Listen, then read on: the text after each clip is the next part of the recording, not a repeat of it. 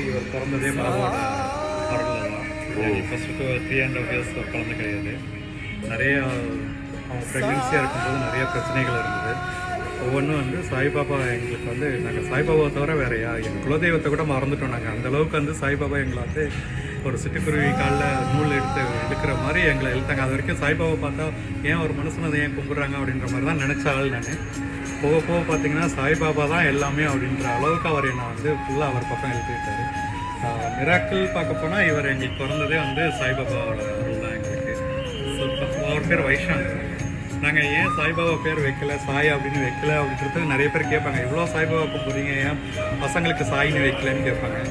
நாங்கள் அவங்களுக்கு சம்டைம்ஸ் வாடாப்படான்னு சொல்லிட்டா சாய் பேர் வச்சு கூப்பிடுவோமே அப்படின்ற ஒரு பயத்தில் நாங்கள் வந்து அந்த மாதிரி வந்து பேர் வைக்கல. ஆனால் இருந்தாலும் அவரே வந்து சாய்பாபா வந்து அவர் ஆரத்தி கேட்கணும் தூங்க மாட்டாங்க.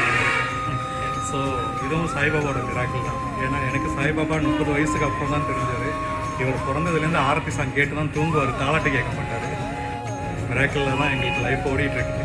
அவர் இல்லைன்னா நாங்கள் இல்லை, அவ்வளோதான்.